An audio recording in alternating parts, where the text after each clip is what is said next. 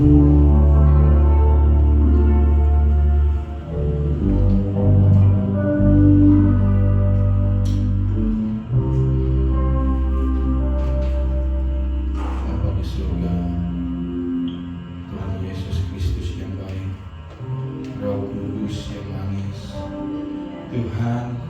kami bersyukur Tuhan.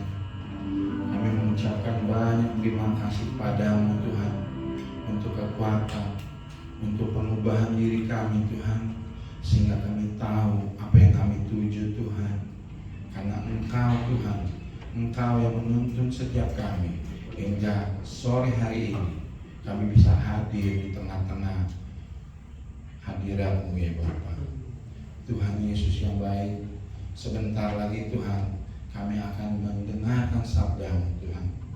Berfirman-Lah Tuhan kepada kami, ajar kami Tuhan, tegur kami Tuhan. Kami membuka diri kami Tuhan, membuka pikiran dan hati kami Tuhan, agar dapat Engkau layakkan kehidupan kami ya Bapa.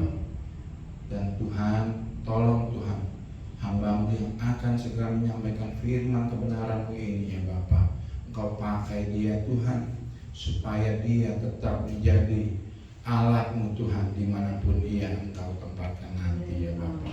Terpujilah Engkau Tuhan Yesus, kekal sampai selama-lamanya. Hanya di dalam nama-Mu Tuhan Yesus kami berdoa, mengucap syukur. Amin.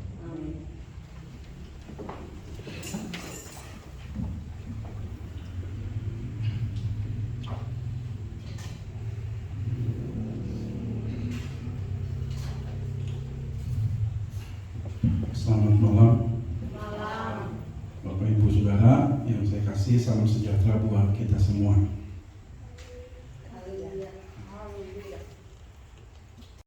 Saya akan menyampaikan pelajaran tentang praise and worship, ya, pujian dan penyembahan.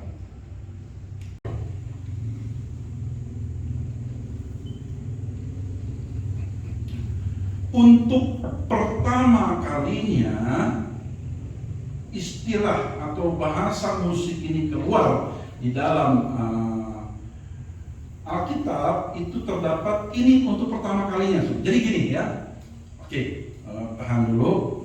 Kalau pertanyaan ini pertanyaan penting ya, tapi juga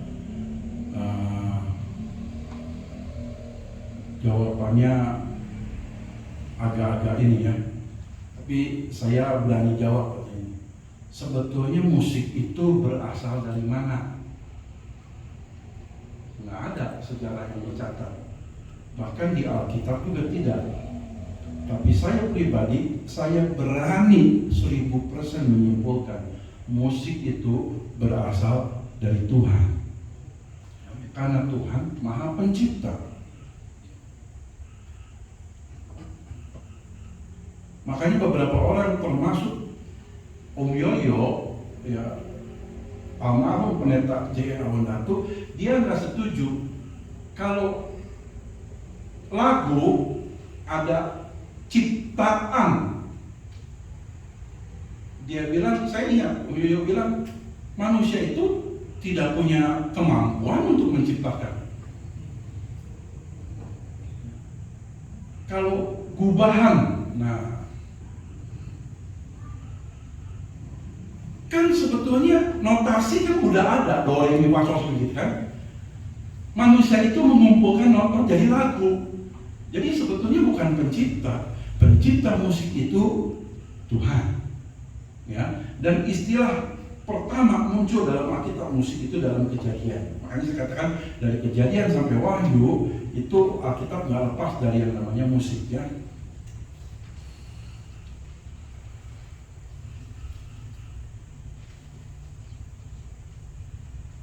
Oke, tunggu ya.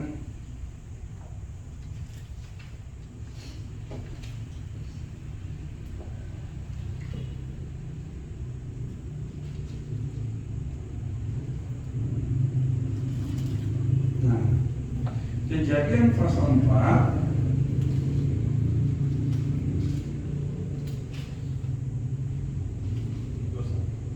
ayat 21. Oke, Glenn tolong baca. Kejadian pasal 4 ayat 21. Nama adiknya ialah Yubal. Dialah yang menjadi bapa semua orang yang memainkan kecapi dan suling. Nah,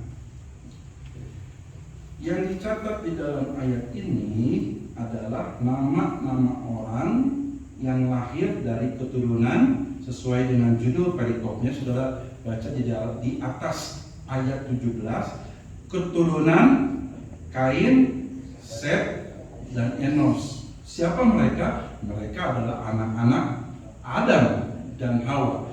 Di ayat 21 tadi Alkitab katakan ada itu melahirkan Yabal.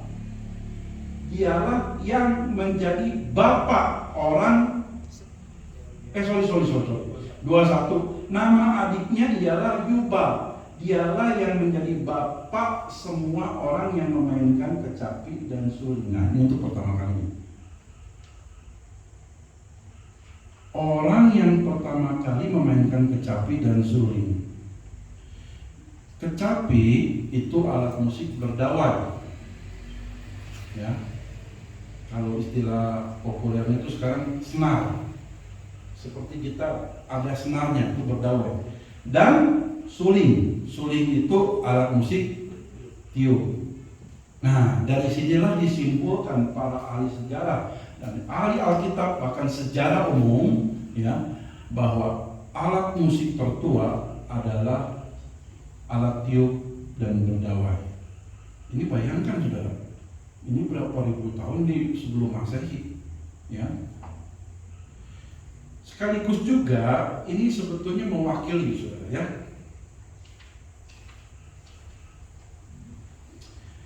Kita telusuri aja sepintas.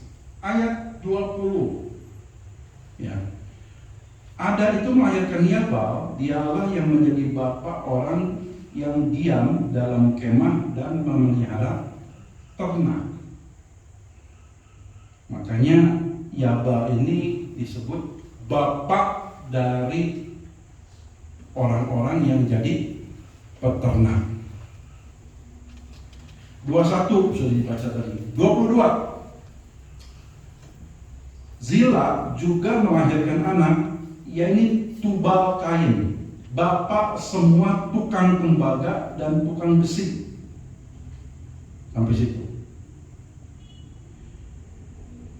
Tukang tembaga dan tukang besi. Ini zaman purba, saudara. Ya, tapi Alkitab mencatat sudah ada orang yang membuat tembaga dan tukang besi. Nah, seringkali 3 orang ini disebut-sebut sebagai bapak peradaban dunia. Pertama, Yubal. Dialah orang yang mempopulerkan atau memperkenalkan peternakan. Yabal. Tadi saya bilang apa? Yubal, ya. Yabal, ya. Dan yang kedua, Yubal, baru ya. Yubal adalah bapak dari pemain musik. Yang ketiga, Tubal Kain, bapak yang mempopulerkan perindustrian. Wah, itu zaman itu udah ada, saudara. Ya, jadi luar biasa Alkitab ini, ya. Dan terus kita melihat di sini di dalam Perjanjian Lama, dan kita melihat saudara, sejak dari Perjanjian Lama ternyata musik tidak hanya dipakai dalam ritual keagamaan. Musik sekuler itu sudah ada dalam Perjanjian Lama, ya, karena pada prinsipnya musik itu dari awalnya memang dipakai untuk atau sebagai ritual keagamaan, ya. Entah, saudara. Jadi dua sumber ini ya. Nah, itu sebabnya saudara, iblis tahu bahwa musik itu memiliki pengaruh yang kuat dalam kehidupan manusia. Iblis tahu. Itu sebabnya dari dulu iblis selalu menggunakan musik sebagai alat untuk melawan Allah. Bukan hanya menyesatkan, melawan Allah. Ini lebih berbahaya. Ya, saya juga pernah berjanji sama Bapak Ibu, nanti saya akan menyampaikan materi tentang LGBT. Saya sudah singgung sedikit. LGBT ini bukan bicara tentang gerakan yang menyesatkan, bukan. Yang paling lebih bahaya lagi, LGBT ini satu kelompok, satu gerakan yang melawan Allah. Sama musik juga ya. Iblis selalu menggunakan musik sebagai alat untuk melawan Allah. Iblis tidak suka jika puji-pujian dipakai sebagai sarana penyembahan di gereja, karena ia mengetahui ada kuasa yang besar dalam puji-pujian. Ada kuasa yang besar dalam puji-pujian. Itu sebabnya iblis selalu menunggangi musik. Sebetulnya gini saudara, kalau buat saya lebih tepatnya, iblis menunggangi orang-orang yang mainkan musik. Makanya ada istilah kan, musik rock itu musik sesat. Musik rock itu musik setan. Itu waktu tahun 80-an itu banyak tuh, pendeta banyak gitu. Musik rock tuh musik setan. Pada tahun 80-an tuh saya lagi hot-hotnya tuh. Wah, rock metal gitu kan. Tapi saudara, sebetulnya bukan musiknya yang dipakai setan, orangnya yang dipakai setan. Sampai kalau hamba-hamba Tuhan, pendeta-pendeta yang tua, dia bilang nggak boleh ya, hati-hati, tidak boleh musik rock masuk dalam gereja. Wow, saudara. Sekarang hampir semua lagu-lagu pujian baru sekarang, lagi lagu GPCC, NDC, GMS, saudara, itu lagu rock. Tadi Kau Tuhan Alfa dan itu rock irama dasarnya. Saya setuju ya dengan pernyataan Bapak Willy Sumantri almarhum. Siapa Willy Sumantri? Willy Sumantri papanya Echa Sumantri. Siapa Echa Sumantri? Echa Sumantri itu disebut-sebut ya sebagai drummer gospel terbaik sekarang di Indonesia. Itu putra dari Pak Willy Sumantri. Pak Willy Sumantri ini pemusik kawakan ya. Dulu Bapak Pendeta Insinyur Niko, album pertamanya proyeknya ditangani oleh Pak Willy Sumantri, termasuk lagu tadi Darahmu Yesus, itu Willy Sumantri. Pak Willy Sumantri bilang begini, jenis musik apapun, kita anak-anak Tuhan, kita pemain musik gereja, kita harus rebut lagi untuk kemuliaan Tuhan. Ini saya setuju. Jadi bukan jenis musiknya, bukan genre musiknya yang dipersalahkan, tapi pemainnya. Nantinya sekarang apa? Coba contoh-contoh lagu. Terpujilah nama itu loh, ya, rock and roll. Terus apa yang oleh darah anak domba tuh apa? Sekarang telah tiba, itu loh, saudara. Ya, kembali lagi bukan soal genre-nya, tapi puji Tuhan sih, puji Tuhan. Saya senang banget ya sebagai anak band. Sekarang banyak rocker bertobat, saudara. Benar, ya.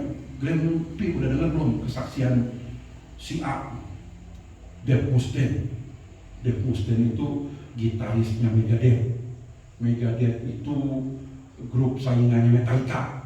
Jadi cerita musiknya, kenapa udah bertobat? Nah, ada di YouTube sudah kasihan testimoni of Dave Mustaine. Itu dia pernah ketemu setan kan? Nah, ya. Mereka bertobat karena ketemu setan, Pak. Yang awalnya satani, ketika betul-betul ketemu setan, takut saudara. Itu benar betul. Ini kesaksian mereka. Saya mau jadi pengikut Yesus. Betul, saudara. Ya, jadi puji Tuhan sekarang makin banyak rocker-rocker tuh yang bertobat. Ya, kita sampai mana tadi? Oh iya. Jadi sejak Perjanjian Lama kita bisa melihat bahwa musik sudah digunakan untuk bukan saja untuk hal-hal rohani, tetapi hal-hal sekuler, ya. Hal sekuler itu apa? Non rohani, gitu aja. Ya. Kalau dibilang musik dunia, kalau ada musik dunia berarti harus ada musik sorga, betul nggak? Ya. Jadi yang kita mainkan ini musik sorga, gitu kan? Jadi kalau sekuler itu sebetulnya non rohani, ya. Nah, banyak ayat dalam Perjanjian Lama yang mencatat beberapa nyanyian yang dipakai di kalangan orang Israel yang bukan tergolong lagu rohani, lagu keagamaan.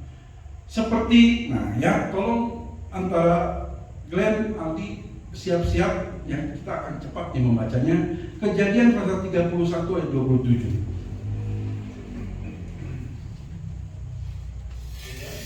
Tiga satu ayat 27. Kita lihat ini lagu apa nih ya? Kan bukan lagu rohani, ya. Kejadian 31 ayat 27. Iya. Mengapa kau lari diam-diam dan mengakali aku? Mengapa kau tidak beritahu kepadaku supaya aku menghantarkan engkau dengan sukacita dan nyanyian dengan rebana dan kecapi? Yang dimaksud di sini adalah kenapa kamu kabur? Kalau kamu pergi baik-baik, saya akan menyanyikan lagu perpisahan, nyanyian perpisahan di sini. Maksudnya, ya nyanyian perpisahan. Mengapa engkau lari diam-diam dan mengakali aku? Mengapa engkau tidak memberitahu kepadaku supaya aku menghantarkan? Coba lihat, ini dalam peristiwa apa? Laban mengajari aku. Laban mengejar Yakub. Mertua ngejar menantu karena kabur, ya, karena kabur. Supaya aku menghantarkan engkau dengan sukacita dan nyanyian, dengan rebana dan kecapi. Jadi ada nyanyian perpisahan di sini. Oke, Yesaya 23 ayat 15-16. Ini ya, gantian aja supaya ada jeda. Kita selesai sampai di sini aja dulu. Nanti masuk sampai di nyanyian-nyanyian sekuler. Yesaya 23 ayat 15 dan 16. Yesaya 23 ayat 15. Pada waktu itu Tirus akan dilupakan 70 tahun lamanya, sama dengan umur seorang raja. Sesudah lewat 70 tahun akan terjadi kepada Tirus seperti terjadi kepada perempuan Sundal dalam nyanyian ini. Ambillah kecapi, kelilinglah kota, hai Sundal yang dilupakan, ketiklah baik-baik, bernyanyilah banyak-banyak, supaya engkau diingat orang. Iya, terima kasih. Jadi lihat di sini saudara, ada nyanyian yang disebut nyanyian atau lagu perempuan Sunda. Ini yang dicatat saudara, ya. Jelas ini bukan lagu rohani, ya, bukan. Ini lagu apa dikatakan tadi? Sekuler. Lagu perempuan Sunda tuh. Ayat.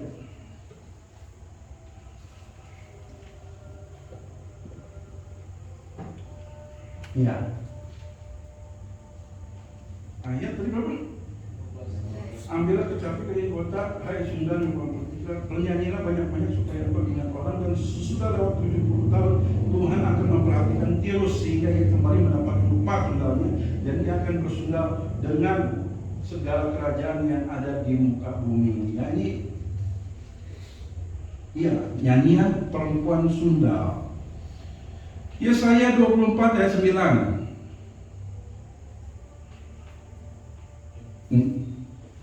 Yesaya pasal 24 ayat 9. Tiada lagi orang minum anggur dengan bernyanyi, anak menjadi pahit bagi orang yang minum. Pasal 5 ayat 1. Yesaya pasal 5 ayat 1. Mundur. 3 Yesaya pasal 5 ayat 1. Aku hendak menyanyikan nyanyian tentang kasihku, nyanyian kekasihku tentang kebun anggurnya. Kasihku itu mempunyai kebun anggur di lereng bukit yang subur. Ayat 11 dan 12, pasal sama, pasal 5. Celakalah mereka yang bangun pagi-pagi dan terus mencari minuman keras dan duduk-duduk sampai malam hari, sedang badannya dihangatkan anggur. Kecapi dan gambus, rebana dan suling, serta anggur terdapat dalam perjamuan-perjamuan mereka. Tetapi perbuatan Tuhan tidak dipandangnya dan pekerjaan Tuhan tidak dilihat. Nah, makasih. Jadi ada nyanyian pemabuk, nyanyian peminum anggur. Ya, kalau sekarang mungkin udah cukup sering kita lihat di lapo-lapo. Orang minum tua sambil ya di daerah Minahasa juga, Sulawesi Utara. Karena saya pernah ke situ dan saya pernah melihat ya. Apalagi kalau malam minggu tuh mereka minum cap tikus, itu ada gitar nyanyian peminum anggur. Dari liriknya jelas lagu-lagu tersebut hanyalah ekspresi kegirangan atau kesedihan. Ketika Daud berduka atas kematian Saul dan Yonatan, dia meratapinya dengan nyanyian. Ini hanya boleh dicatat atau hanya sepintas info buat saudara. 2 Samuel pasal 1 ayat 19 sampai 27. Ini panjang ya. Begitu pula waktu Abner meninggal. 2 Samuel pasal 3 ayat 33 sampai 37.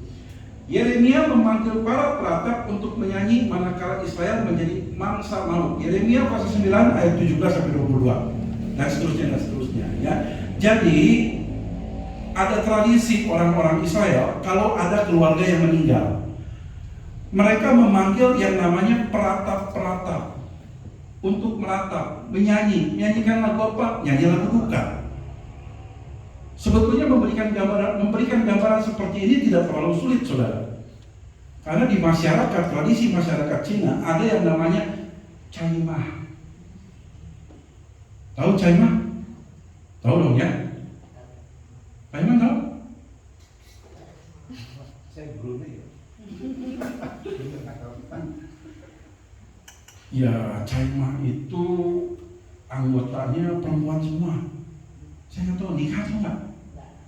Nggak menikah. Ya, itu pasti ada. Bapak cari kontak personnya ada itu. Ya betul, karena caimah ini dipanggil kalau ada keluarga yang meninggal beragama Buddha. Itu mereka kerjaannya apa?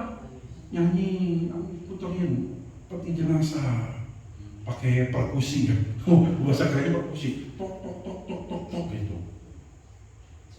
Waktu saya melayat apa ya? Bukan yang tante itu kalau nggak salah ya. Bukan tante. Mama Cami, betul Mama Cami ya. Nah itu kalau nggak salah ada tuh, kan pinggir-pinggirnya pakai caimah. Nah, kenapa saya ceritakan ini? Nah, tradisi Yahudi seperti itu. Jadi ada orang-orang yang memang tugasnya dibayar, caimah dibayar, mahal katanya, mahal banget ya. Nah, mereka dibayar. Mereka pakai baju apa, hitam atau putih biasanya? Hitam, Pak. Oh, nah seperti itu ya. Jadi di zaman jauh di zaman dulu ini udah ada saudara, namanya peratap ya. Oke, kita sampai sini dulu. Nanti kita akan lebih dalam lagi ke hal yang kita praktekkan dalam setiap ibadah kita, yaitu pujian dan penyembahan. Ya, Tuhan memberkati kita. Mudah-mudahan saudara bisa dengan sabar mengikuti pendalaman tentang praise and worship ini. Ya, Tuhan memberkati kita semua. Kita sama-sama tundukkan kepala kita berdoa. Terima kasih Tuhan, malam hari ini kami mengucap syukur untuk sebagian firman Tuhan yang sudah kami dengar mengenai pujian dan penyembahan, mengenai musik dalam gereja ya Tuhan. Sungguh Tuhan, kami punya kerinduan yang besar untuk kami memahami arti pujian dan penyembahan. Kami memiliki kerinduan untuk mencintai anugerah Tuhan lewat musik dalam kehidupan kami ya Tuhan. Tuhan, biarlah Tuhan berbicara terus menyempurnakan apa yang sudah kami pelajari ya Tuhan. Walaupun kami tidak punya talenta yang hebat, kami tidak punya karunia khusus untuk menyanyi, untuk memain musik, tapi kami percaya ya Tuhan, Engkau memberikan kepada kami kemampuan untuk kami bisa memuji, menyembah, memuliakan nama-Mu dengan apa yang ada pada kami. Seperti yang Tuhan tanya kepada Musa, Tuhan, apa yang ada di tanganmu? Musa menjawab, tongkat Tuhan. Mungkin kami tidak punya apa-apa, tapi apa yang ada pada kami mau pakai untuk memuliakan nama-Mu Tuhan. Terima kasih, terpujilah nama-Mu, dan sebentar jemaat-Mu akan memberikan korban persembahan. Sucikan tangan dan hati mereka supaya mereka diberkati oleh Tuhan. Bahkan kalau ada yang belum bisa memberi, Tuhan juga memberkati supaya kesempatan yang akan datang mereka juga bisa memberi untuk pekerjaan Tuhan. Terima kasih, kami mengucap syukur, kami sudah berdoa di dalam nama Tuhan Yesus Kristus. Haleluya, amin. Saya serahkan kepada petugas.